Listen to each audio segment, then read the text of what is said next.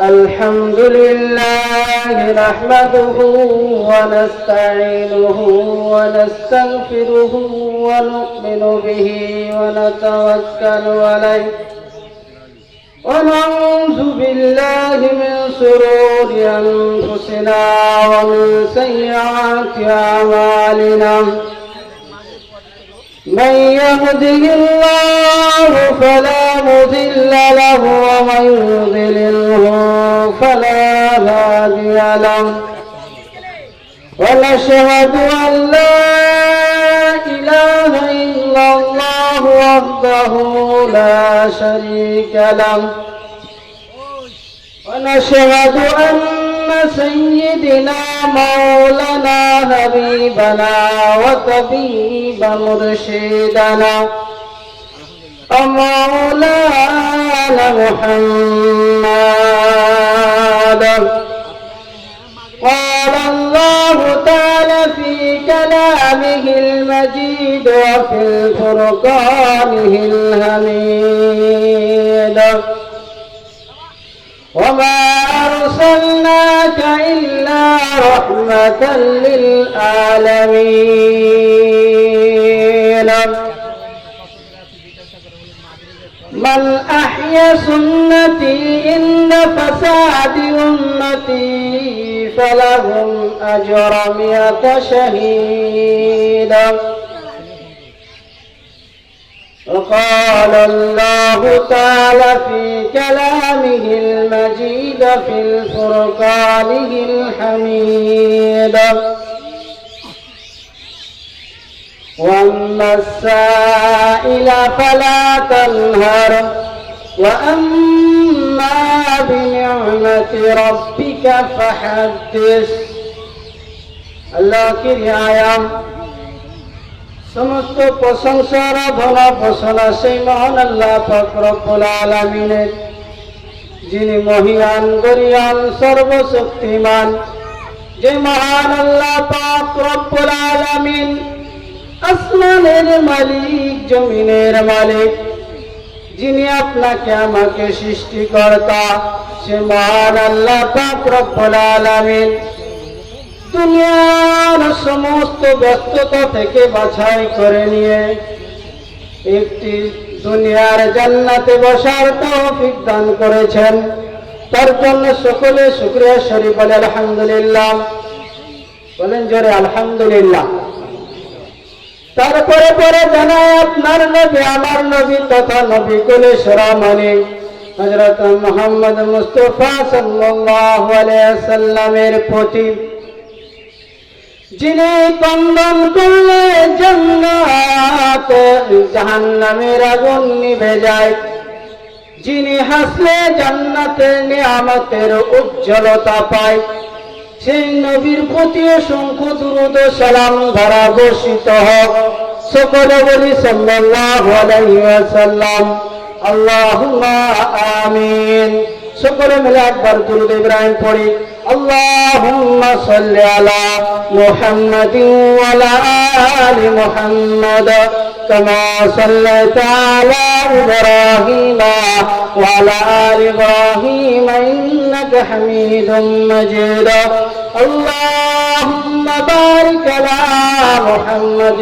وعلى آل محمد كما باركت على إبراهيم وعلى آل إبراهيم إنك حميد مجيد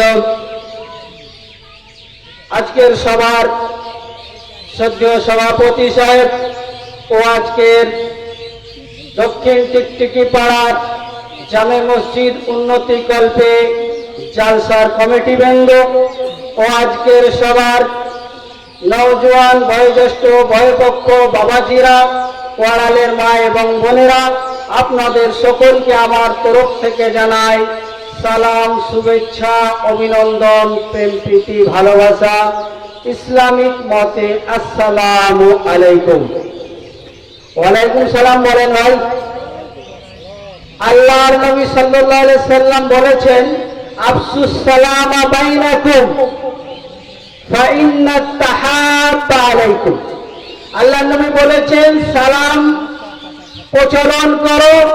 সালাম প্রচলন করলে সমাজে তোমাদের মধ্যে মহাব্বত তৈরি হবে। বলেন সুবহানাল্লাহ। সম্মানিত দিনদরদী ভাইরা আমার, আমি আপনাদের সম্মুখে কোরআনের আয়াত পাঠ করেছি এবং হাদিসের টুকরো পাঠ করেছি। এর অনুকূলে দু চারটি কথা এই অধম বান্দার জবান থেকে যেটা বলে নেবেন, বলে আমার বক্তব্য ইতি করব ইনশাআল্লাহ। আল্লাহ পাক রব্বুল আলামিন কোরআন পাকের মধ্যে ঘোষণা করেছেন, ওমা আরসালনাকা ইল্লা রাহমাতাল লিল আলামিন। আল্লাহ পাক রব্বুল আলামিন কোরআন পাকের মধ্যে প্রকাশ্যভাবে ঘোষণা করেছেন, ও নবী, আপনাকে এই জন্যই পাঠাই নাই যে আপনি মানুষের উপর অত্যাচার করবেন, জুলুম করবেন। আপনাকে তো এই জন্যই পাঠিয়েছি দুনিয়ার যত মানুষ রয়েছে, জিন রয়েছে, যত রকমের মাখলুক রয়েছে, আমি তাদের জন্য রহমত স্বরূপ পাঠিয়েছি। বলেন সুবহানাল্লাহ। এর প্রমাণ কোথায়? আপনাদেরকে বলি, আল্লাহ পাক রব্বুল আলামিন যখন আমার নবী, আপনার নবী প্যারা হাবিব সাল্লাল্লাহু আলাইহি ওয়াসাল্লামকে 40 বছরের পরে হিরা গুহার মধ্যে যখন জিবরিল আমিনকে নবীর ওহী নিয়ে পাঠিয়েছিল, সেই তারপরে আল্লাহ যখন সেই ওহীটাকে আল্লাহর নবী দুনিয়ার বুকে প্রচার করার জন্য যখন তাইফের ময়দানে গিয়েছিলেন, সেই সময় আমার নবী, আপনার নবীর বাদানে অর্থাৎ শরীরে এমন পাথর নিক্ষেপ করেছিল, পাথরের নিক্ষেপের আঘাতে পুরো শরীর রক্তে রঞ্জিত হয়েছিল। সেই নবী পাক সাল্লাল্লাহু আলাইহি ওয়াসাল্লাম রক্তে রঞ্জিত শরীরের সময় প্যারা হাবিব সাল্লাল্লাহু আলাইহি ওয়াসাল্লামকে আসমানের ফেরেশতারা এসে বলে, ও প্যারা হাবিব, আপনি বলুন, আল্লাহর তরফ থেকে আমরা এসেছি, ওই তায়েফের ময়দানের জালিমদেরকে যদি আপনি অনুমতি দেন, উহুদ পাহাড় দিয়েছে তাদের শরীরকে মিসমার করে দেব। সেই দিন আপনার নবী, আমার নবী প্যারা হাবিব সাল্লাল্লাহু আলাইহি ওয়াসাল্লাম তিনি প্রকাশ্যে ঘোষণা করেছিলেন এবং আল্লাহর আয়াতটি পড়েছিলেন এবং বলেছিলেন, আমার শরীরে আঘাত এনেছে, তারা আজ বুঝতে পারে নাই আমি শ্রেষ্ঠ নবী, তাই তারা আমার উপর আঘাত এনেছে। বলেন সুবহানাল্লাহ। আল্লাহ ইখতিয়ার দিয়েছিলেন, ওগো নবী, আপনি যদি অনুমতি দেন, উহুদ পাহাড় এবং হেরা পাহাড় নিয়ে সে তাদেরকে ধ্বংস করে দেব। কিন্তু আয়াতে কোরআনে বলেছেন, ওমা আরসালনাকা ইল্লা রাহমাতাল লিল আলামিন। আল্লাহর নবী বলেন, ওরে ফেরেশতা মণ্ডলীরা শুনে রাখো, আজ তায়েফবাসী আমাকে বুঝতে পারে নাই, আমি লাস্ট নবী সেটা তারা চিনতে পারে নাই, তাই আজ আমার আঘাত করেছে। একদিন তারা চিনবে, তারপরের জন্মে তারা ঈমান নিয়ে আসবে। তাই তো বলেন, মা আমিনার হৃদয় জুড়ে, কবি বলেন, মা আমিনার হৃদয় জুড়ে উদয় হলো দিনের রবি, তিনি আমাদের দয়ার নবী, শেষ জামানার কান্ডারি।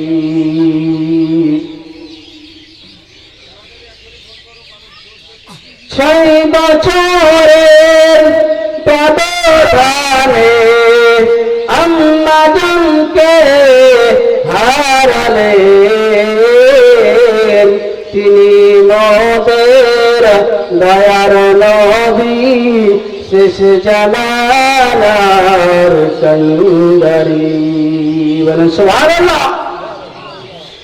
শ্রেষ্ঠ মানব কান্ডারি সুবহান আল্লাহ পাক রব্বুল আলামিনের শ্রেষ্ঠ নবী পেয়েছি, শ্রেষ্ঠ কিতাব পেয়েছি, শ্রেষ্ঠ ধর্ম পেয়েছি, পাওয়ার পরে কেন আমরা আজ নিপীড়িত, আজ অত্যাচারিত, আজ নির্যাতিত, আজ কেন আমাদের বুকে এত বড় বড় আঘাত হানছে? বলে এখন ভাই কেন হানছে আমাদেরকে প্রশ্ন করে? আমরা শ্রেষ্ঠ নবী পেলাম, শ্রেষ্ঠ কিতাব পেলাম এবং শ্রেষ্ঠ ধর্ম পাওয়ার পরে আজ কেন পৃথিবীর বুকে আমরা শ্রেষ্ঠ হতে পারলাম না? তার কারণ হলো এটাই, আমরা 5 ওয়াক্ত নামাজ পড়ছিলাম, কিন্তু আমরা বুকে হাত কোথায় বাঁধতে হবে সেটা নিয়ে ঝামেলা, কে নবীর নিচে হাত বাঁধবে সেটা নিয়ে ঝামেলা, কে বলে কিয়াম করলো না, কে বলে কিয়াম করছে, কে বলে নবীকে মানে না, কে বলে আমরাই নবীকে মানি, কে বলে আমরাই আল্লাহর চাইতে সব থেকে কাছে। আমি আপনাদেরকে বোঝাতে চাই, আল্লাহর কাছের সব থেকে হতে গেলে, নবীর কাছের সব থেকে হতে গেলে আপনি বললে চলবে না, আমার আল্লাহ কোথায় বলেছে দেখতে হবে। হবে না? হবে না ভাই? দেখতে হবে তো। আমার নবী কোথায় বলেছে যে এই আমার বন্ধু, বাকিগুলো আমার বন্ধুরা। আমি আপনাদেরকে বলি, আল্লাহর নবী সাল্লাল্লাহু আলাইহি ওয়াসাল্লাম আজ থেকে 1400 বছর পূর্বে বলে গেছেন, আমি এবং আমার সাহাবারা যেই কাতারের মধ্যে থাকবে তারাই যাবে জান্নাতে এবং তারাই হলো আমার সাথী। বলেন সুবহানাল্লাহ। আল্লাহর নবীকে জিজ্ঞাসা করা হলো, ও নবী আপনি বলুন কাল কিয়ামতের ময়দানে আপনি হাদিস পেশ করেছেন 73 দল হবে, কোন দলটি যাবে জান্নাতে? আল্লাহর নবী বলেন, ওমা আনা ওয়া আসহাবি, যে তার মধ্যে আমি এবং আমার সাহাবারা থাকবে। এটা হলো নবীর থেকে প্রমাণ। আল্লাহর কোরআনের মধ্যে বলেছেন, ইন কুনতুম তুহিব্বুনাল্লাহ ফাত্তাবিউনি ইহদিবকুমুল্লাহ ইয়াগফির লাকুম যুনুবাকুম ওয়াল্লাহু গফুরুর রহিম।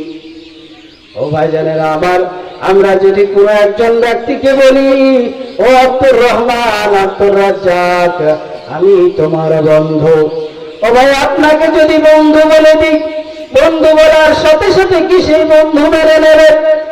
যদিও সামথিং কিছু সময়ের জন্য বন্ধু মেনে নেবে, কিন্তু একদিন না একদিন আপনাকে পরীক্ষা করবে এবং বলবে তুমি কেমন আমার বন্ধু, তার প্রমাণ দিতে হবে।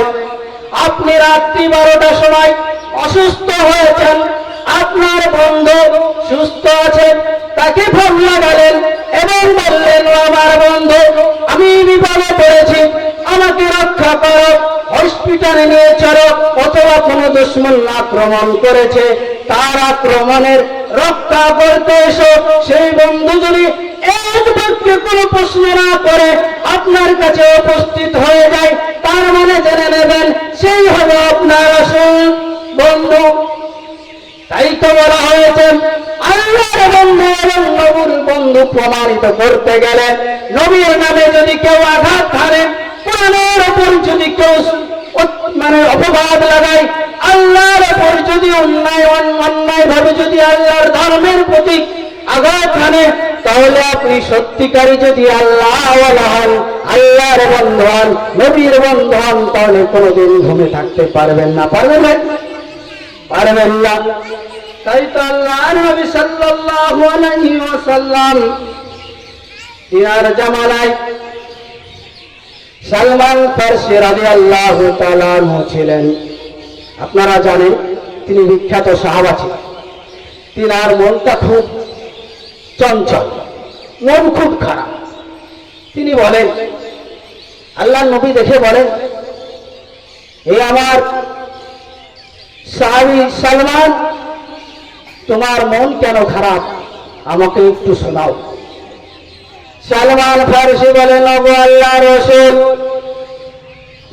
আমি হচ্ছি একজন ইহুদির গোলাম।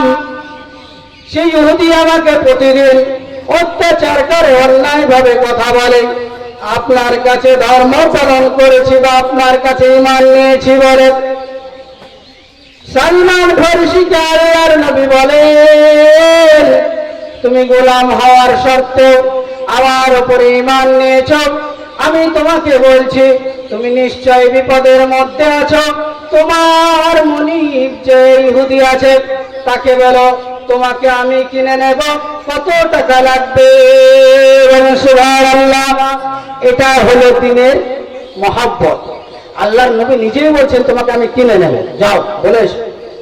সালমান ফারসি তার মালিকের কাছে গিয়ে বলে, ওগো আমার মালিক, আমার নবী আমাকে কিনে নিতে চেয়েছে, আপনি কত টাকা নেবেন বলেন। ইহুদিদের কাজ কি জানেন? সব সময় টেহা টেহা কাজ করা। দুনিয়ার মধ্যে যদি কোনো কম থাকে, সব থেকে অধিশপ্ত এবং লানাত পানেওয়ালা কম সে হলো ইহুদি।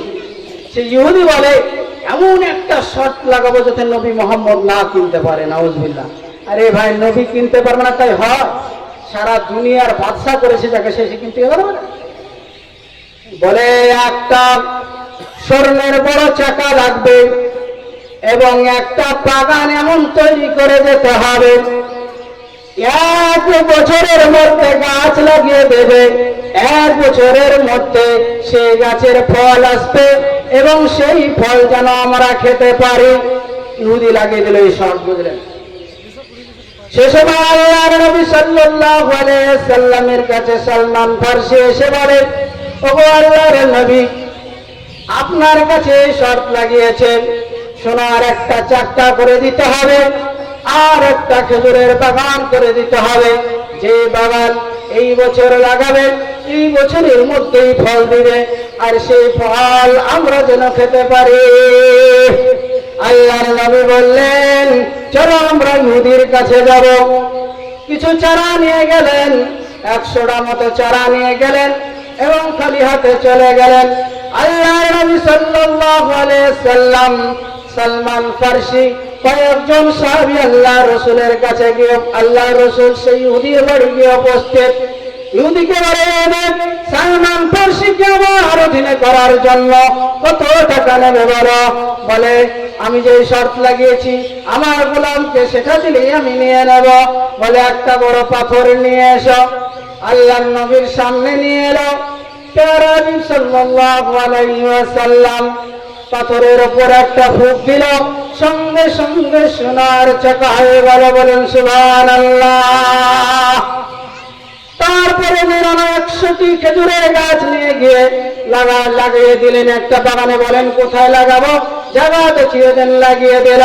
লাগানোর পরে 1 বছর পূর্ণ হওয়ার কাছাকাছি সেই সময় সালমান ফারসি দেখে পাথর হয়ে গেছে, পাথর হয়ে গেছে সোনা, গাছের ফল হয়েছে বড় বড়। আল্লাহ রসুলের কাছে ছুটে ছুটে গুটি গুটি পায়ে এসে বলে, হাত কান জোড় করে বলে, ওগো নবী, আপনাকে চিনতে পেরেছিলাম না, দয়া করে মেহেরবানি করে আপনি আমাকে মুসলমান বানিয়ে নিন। বলেন সুবহানাল্লাহ। এই ছিল আমাদের নবী। সেই নবীর কথা শুনে তারপর সেই মালিককে এসে বলে, ওগো আল্লাহর নবী, আপনার কাছে আমি একটা রাজ জানতে চাই। সে রাজটা হলো কি জানেন?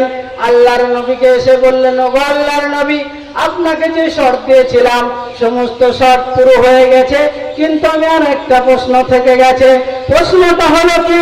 আল্লাহর নবীকে প্রশ্ন করে বলে, ও আমার নবী, আপনার কাছে ঈমান নিয়েছি, তবুও প্রশ্ন করছি, ঈমানের মধ্যে আমি ঘাটতি করিনি, কিন্তু 100টার মধ্যে 99টি গাছে খেজুর হয়েছিল, একটা গাছে খেজুর হয়নি, তার কারণটা কি আমাকে বলুন। সেই দিন প্যারা হাবিব সাল্লাল্লাহু আলাইহি ওয়াসাল্লাম বললেন, ও ইহুদি, তুমি জানো না 100টার মধ্যে 99টা গাছ আমি লাগিয়েছিলাম, আর একটা গাছ আমার অন্য সাহাবী লাগিয়েছিল, তাই সেই একটা গাছে খেজুর হয়নি। বলেন সুবহানাল্লাহ। যারা বলে থাকেন এরা নবীকে মানে না, তারা নবীকে মানে না, আমরাই নবীকে মানি। মনে রাখবেন, নবীকে মানার জন্য আল্লাহ সার্টিফিকেট দিয়েছেন, আপনার কাছে সার্টিফিকেট নেওয়ার দরকার নাই। আল্লাহ কোরআনের মধ্যে বলেছেন, ইন কুনতুম তুহিব্বুনাল্লাহ ফাত্তাবিউনি ইহবিবকুমুল্লাহ ইয়াগফির লাকুম যুনুবাকুম আল্লাহু গফুরুর রহিম।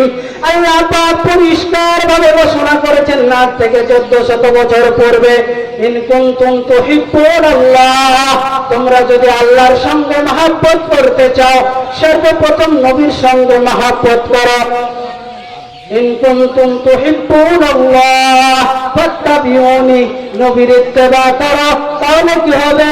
ইয়াগফির লাকুম যুনুবাকুম, তোমাদের সমস্ত পেছনের গুনাহগুলো মাফ করে দেওয়া হবে। ইয়াগফির লাকুম যুনুবাকুম আল্লাহু গফুরুর রহিম। আল্লাহ হলেন দয়াময় প্রভু, তিনি নিশ্চয় আপনাদেরকে মাফ করে দেবেন। এবার আসুন, আল্লাহর নবী কোন জায়গায় বলেছে আমি যে তোমার বন্ধু, তার প্রমাণ আল্লাহর নবী আজ থেকে 1400 বছর পূর্বে বলে গেছেন, মান নাহিয়া সুন্নতি ইনদা ফাসাদি উম্মতি ফালাহুম আজরা মিআতা শাহীদা। যারা ফাসাদের জামানায়, যারা ফিতনা ফাসাদের সময় আল্লাহর নবীর একটা সুন্নতকে জিন্দা করবে, তারা হলো আমার বন্ধু। তারপরে আল্লাহর নবী যে বলেছিলেন আজ থেকে 1400 বছর পূর্বে যে 73 দল ফিরকা হবে, একদল জান্নাতে যাবে, তারা হলো তারা যারা হলো আমার সাহাবারা, ওমা আনা ওয়া আসহাবি, যার মধ্যে আমি ছিলাম এবং আমার সাহাবারা ছিল। তার মানে আমি যখন খেতে বসবো, খাওয়ার নিয়মটা জানতে হবে, আমার সাহাবী কেমন ভাবে খেয়েছিল। আমি যখন নামাজ পড়বো, নামাজ পড়ার নিয়মটা জানবো, আমার নবী কেমন ভাবে নামাজ পড়েছিল। আমি যখন ব্যবসা বাণিজ্য করব, তখন আমি দেখবো আল্লাহর নবী কেমন ভাবে ব্যবসা করেছেন। ভাইজানেরা আমার নবীর তরিকা যদি আমরা না চলি, তাহলে কিন্তু আমরা নবীকে ভালোবাসা হতে পারে না। আমার নবীর ভালোবাসার মধ্যে সব থেকে উত্তম হলো সেটা যে আপনার চরিত্র হবে আচ্ছা এবং কথাবার্তা হবে ভালো, এবং আপনার সর্বপ্রথম যে কাজটা হবে সেটা হলো আল্লাহর ঈমান হওয়ার পরে যেটা বলা হয়েছে সেটার নাম হলো সালাত। আল্লাহর নবী সাল্লাল্লাহু আলাইহি ওয়াসাল্লাম মসজিদে নববীতে ইন্তেকালের সময় হয়েছে, দুনিয়া ছেড়ে বিদায় নেবেন। সেই সময়তে আল্লাহর নবী সাল্লাল্লাহু আলাইহি ওয়াসাল্লাম মা আয়েশা রাদিয়াল্লাহু তাআলা আনহার হুজরায় বসে বসে ক্রন্দন করে, চোখ দিয়ে পানি বেয়ে যায়। আল্লাহর নবীর সাহাবিয়া মা আয়েশা রাদিয়াল্লাহু তাআলা আনহা, তিনি বলেন, ওগো আমার নবী, আপনি কিসের জন্য ক্রন্দন করছেন? আপনি দুনিয়ার বাদশা, পরকালের বাদশা। আল্লাহর নবী বলেন, আমি এই জন্য কাঁদছি না যে আমি জাহান্নামে চলে যাব, আমি এই জন্য কাঁদছি না যে আমার কষ্ট হচ্ছে, আমি এই জন্যই কাঁদছি এই যে আমার অসুস্থতার কারণে আমি মসজিদে নববীতে ইমামতি করতে পারছি না। আমার অনুমতিতে আবু বকর নামাজ পড়াচ্ছেন। আবু বকর রাদিয়াল্লাহু তাআলা আনহু এই নামাজ কায়েম করতে গিয়ে উহুদের ময়দানে দাম শহীদ করতে হয়েছে। এই নামাজ কায়েম করতে গিয়ে বদরের ময়দানে 70 জন সাহাবীকে শহীদ হতে হয়েছে। এই দাম শহীদ করতে গিয়ে তায়েফের ময়দানে রক্ত ঝরাতে হয়েছে। ও নওজোয়ান ভাইরা আমার, ও দক্ষিণ টিকটিকি পাড়ার মানুষেরা আমার, ও পুরো টিকটিকি পাড়ার মানুষেরা, মনে রাখুন, আপনি কাবা শরীফে গিলাফ ধরে ক্রন্দন করুন, মানুষের হক মারবেন, আল্লাহ কোনদিন মাফ করবেন না। আপনি কাবা শরীফের গিলাফ ধরে বন্ধন করুন। আর আপনি যদি মনে করেন যে আমি কোনোদিন মসজিদের আলে যাব না, মনে রাখবেন আল্লাহ ইমানের পরে সর্বপ্রথম যে হুকুমটা দিয়েছেন সেটার নাম হলো নামাজ। আল্লাহ কোরআনের জায়গায় জায়গায়, এক এক জায়গায় নাই, অনেক জায়গাতে আল্লাহ বলেছেন ওয়া আকিমুস সালাতা ওয়া আতুজ যাকাতা ওয়া আখরিজুল্লাহ ফারজান হাসানা, তোমরা নামাজ কায়েম করো, সামর্থ্য থাকলে যাকাত দাও, যাকাতের ক্ষমতা না থাকলে কার্য হাসানা করো, তোমার ক্ষমতা অনুযায়ী 10 টাকা 5 টাকা 100 টাকা দান করে দাও।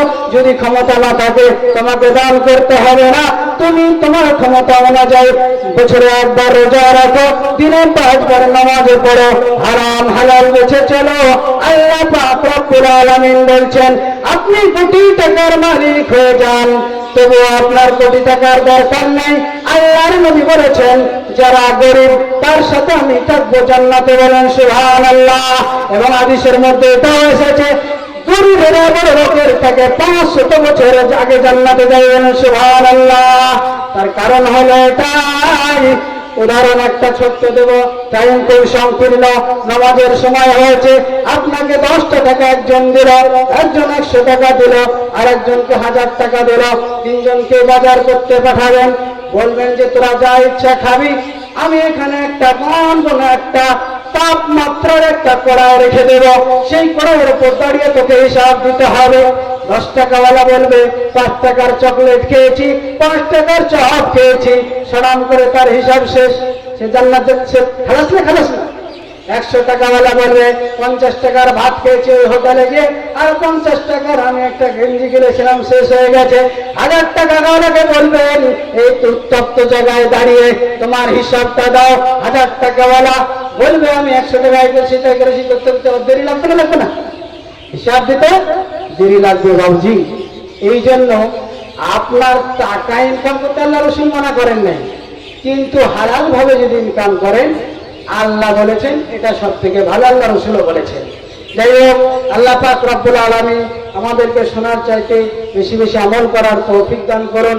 নামাজের সময় হয়েছে, আল্লাহ নবী সাল্লাল্লাহু আলাইহি সাল্লামের জীবনী বর্ণনা করার সব সময় হয় না, যেদিক ধরেছিলাম সময় খুব সংকীর্ণ।